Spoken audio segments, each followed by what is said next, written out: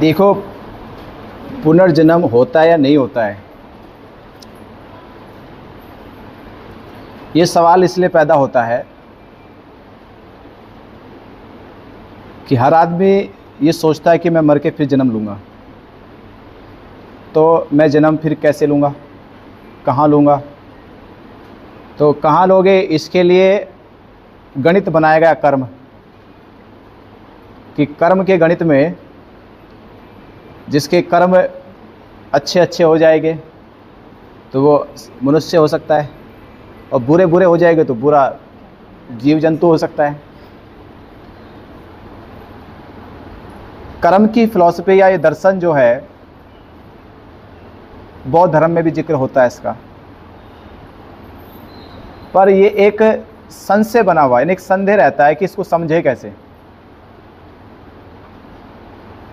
हम तो ये भी समझते हैं पहला जो शास्त्र से है कि अगर मनुष्य अपने कर्मों को सही सही करता है, धर्म के अनुसार करता है, धर्म वाणी पे चल के जीवन जीता है, तो उसके अच्छे कर्मों का संचय हो जाएगा, और अच्छे कर्मों का फल ही, उसका पुण्य ही उसे आगे धर्म में दीक्षित करेगा या आगे धर्म में जन्म देगा।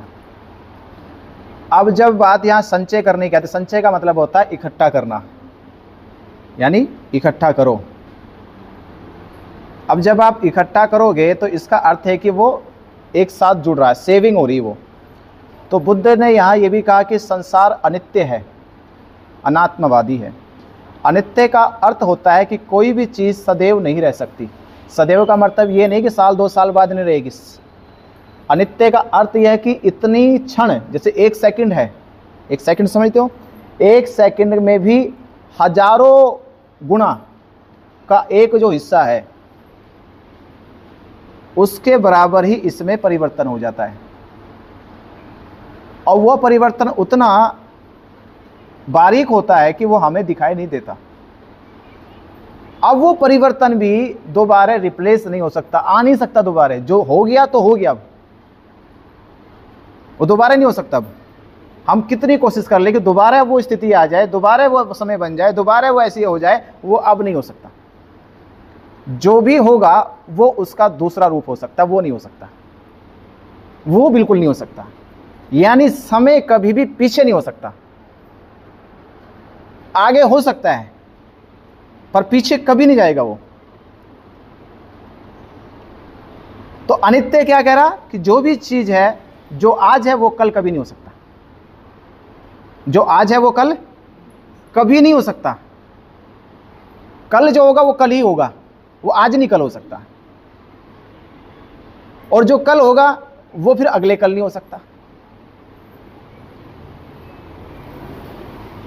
जैसे पुनर्जन्म क्या होगा कि एक पेड़ है, उस पेड़ पे फल लगा, और फल जो लगे सभी फल अच्छे नहीं लगते, कुछ फल अच्छे हैं, कुछ फल खराब हो जाते हैं, और सभी फलों के बीज अच्छे नहीं है, कुछ बीज अच्छे हैं और कुछ बीज खराब है।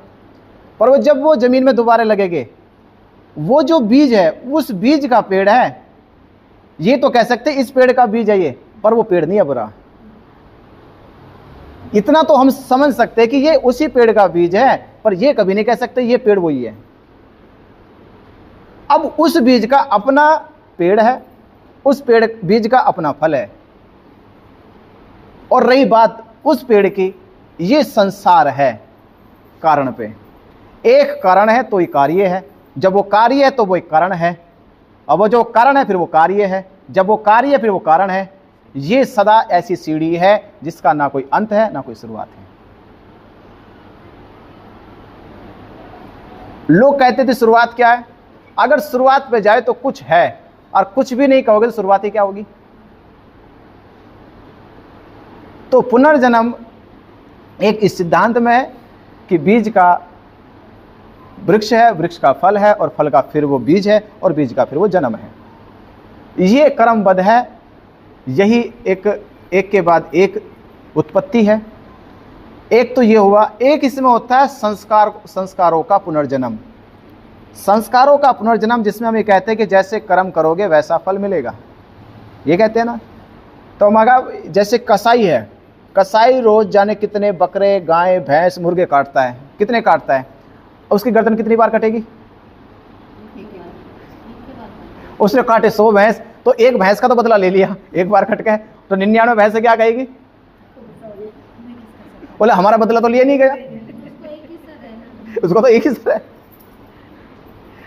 तो ये फिलॉसफी नहीं है कि जैसा हम करेंगे हम वैसा भरेंगे। ये सिद्धांत बहुत उलझा हुआ है। ये मोटी बात थी, समझ में आ गई लोगों को कि हम जैसा करेंगे वैसा मिलेगा। ऐसा कभी नहीं होता है, जैसा मैं करता हूं वैसा मुझे मिलता है। असल में होता है मैं जो कर्म करता हूं उस कर्म का दुख मुझे मिलेगा। मैंने आपके साथ बुरा करा तो मेरे साथ कोई बुरा करेगा ये कभी नहीं होने वाला। मैंने जो बुरा किया उस बुरे कर्म का ही मुझे दुख मिलेगा बस। इसे कहते हैं कर्मों का फल। मैंने जो कर्म किया, जो मैंने किया है, वो नहीं जो मैंने आपके साथ किया, मैंने जो किया है। मैंने क्या किया? चोरी किया है, मुझे चोरी बगैर शांति नहीं मिलेगी, चोरी ही मेरा दुख है। जिस प्रकार और समझिए किसी को मीठा खाने की आदत पड़ जाए तो वो मिठाई खाना ही उसका दुख है, अगर मीठा नहीं मिलेगा तो दुख हो गया। ये उसे कर्मों का फल मिल रहा है। तो आप जिस कर्म के प्रति आसक्ति जगाते हो, यहां शब्द प्रयोग किया, आप जिस कर्म के प्रति आसक्ति जगाते हो वही आसक्ति तुम्हारा दुख बन जाती है, वही तुम्हारे कर्मों का फल है, वो तुम्हें दुख दे रहा है। अगर ऐसा होता संसार में कि तुम बुरा करोगे तो संसार जाना कब का सुधर जाता। जीवन भर लोग पाप करते चले जाते हैं, आज तक उसको फल नहीं मिला। तो जब आज नहीं मिला तो फिर कहते हैं तो लोक में नहीं मिला तो परलोक में मिलेगा। इस लोक की गारंटी नहीं, परलोक की गारंटी दे रहे हम। तो ये सब ठीक है, एक मिथ्य बात है। देखिए शास्त्र हमारे देश में क्या हुआ, शास्त्र को बड़ा आधार मान लिया गया, जबकि हम उस दर्शन या तथागत की बात मानते हैं जहां सिद्धार्थ गौतम बिना शास्त्र के, शास्त्र उनके पास नहीं रखा था, शास्त्र को पढ़कर बुद्ध नहीं बने थे, शास्त्र सुनकर बुद्ध नहीं बने। वो बुद्ध तब बने जब ना शास्त्र था, ना शास्त्री थे, ना सुना था, ना चले थे। हमने सम्यक संबुद्ध का यानी खुद की खोज। इसे ज्ञान प्राप्त नहीं कहते, प्राप्त कर लेना। प्राप्त का अर्थ होता है यानी कोई चीज है मैंने वो प्राप्त कर ली, वो है यानी वो है संसार में, मैंने वो प्राप्त कर ली। सिद्धार्थ गौतम ने खोज करी है, जो नहीं है उसे खोजा है। उससे शास्त्र ने कहते हैं, उसे शाश्वत कहते हैं। अगर शास्त्र होता तो प्राप्त किया जा सकता था। यह कोई शाश्वत चीज है, एक नेचर की चीज है, एक प्रकृति का स्वरूप था जो सिद्धार्थ गौतम में संबोधि को प्राप्त हुई। सिद्धार्थ गौतम जब बुद्ध बने तो बुद्ध बनने के 45 साल तक बुद्ध ने वो बात शास्त्रों में नहीं लिखवाई, बिल्कुल नहीं लिखवाई, बल्कि धर्म के प्रचार प्रसार के लिए 3 मार्गों का चुनाव किया, जहां हम कहते हैं बुद्धं शरणं गच्छामि, धम्मं शरणं गच्छामि और संघं शरणं गच्छामि। अपने धर्म को समाज में स्थापित करने के लिए 3 मार्गों का चुनाव किया। पहला मार्ग था बुद्धं शरणं गच्छामि, यानी ऐसे लोग धर्म के शरण में जाएंगे जो शाश्वत है, जिन्होंने ना तो शास्त्र को पढ़ा है, जिन्होंने ना तो कोई धर्म की वाणी सुनी है और ना ही उनकी कोई परंपरा है। वो ऐसे है जैसे कोई व्यक्ति जंगल में गुम हो जाए और गुम होने के बाद वो रास्ते की तलाश करे, तो एक ना एक दिन वो रास्ता खोज ही लेगा। तो जिस दिन वो रास्ता खोजेगा उस रास्ते की खोज में ना तो कोई गूगल मैप था, ना कोई मानचित्र था, ना किसी ने बताया था, ना किसी ने सुनाया था कि रास्ता इधर है। पर भटकते भटकते भटकते भटकते एक दिन जब वो रास्ता खोज लेता है, वो शाश्वत बुद्ध की शरण है। एक ऐसे भी लोग हैं जिसको हम शुरू में सिद्धार्थ गौतम ही कहते हैं कि ना तो उन्होंने संबोधि का रास्ता किसी ने उनको बताया, ना शास्त्रों में लिखा था, ना किसी ने सुनाया, बस भटकते भटकते भटकते भटकते एक दिन बोध गया की धरती पे वो रास्ता मिल गया। दूसरे वो लोग हैं जो इस कठिनाई से नहीं गुजर सकते, इस कठिनाई से नहीं गुजर सकते। ऐसे लोगों को बौद्ध धर्म सिखाने के लिए बुद्ध ने धम्मं शरणं गच्छामि कहा कि मेरे द्वारा जो सारनाथ में धम्म बोला गया है उस धर्म को अनुसरण करो। उस धर्म का अनुसरण करो तो आप भी उसी मार्ग पे पहुंच जाओगे जिस मार्ग पे निर्वाण का है। जो खोज नहीं सकते, जिनको लगता है कि हम भटक जाएंगे, तो उनको कहा कि एक काम करो, ये जो धम्म मैंने सारनाथ में बोला है उस धर्म की प्रैक्टिस करो, अभ्यास करो उसका। तो वो चार आर्य सत्य ये जानकर के संसार में दुख है। संसार दुख नहीं है, ये दो शब्दों का बड़ा वो होता है, वो क्या कहते हैं कि समस्या, कि कभी कहते हैं संसार ही दुख है। संसार दुख नहीं है, एक संसार, एक यूनिवर्स है। एक यूनिवर्स में एक दुख भी है, पीड़ा भी है, कष्ट भी है। तो केवल पीड़ा ही नहीं, तो उसमें सुख भी है, दोनों चीजें होती है। बुद्ध कह रहे संसार में, ये संसार में, जैसे बुद्ध विहार में ये टेबल भी है, ये चेयर भी है ना, पर चेयर ही बुद्ध विहार नहीं है, बुद्ध विहार में है ये। वैसे संसार में दुख है एक चीज, पर ये नहीं दुखी संसार है केवल, दुख के अलावा और भी बहुत कुछ है। तो जैसे दुख का भी कारण है, वैसे संसार की हर वस्तु की निमित्ति का भी कारण है। जब ये जान लोगे तो फिर उस दुख से मुक्ति का मार्ग भी मिलेगा।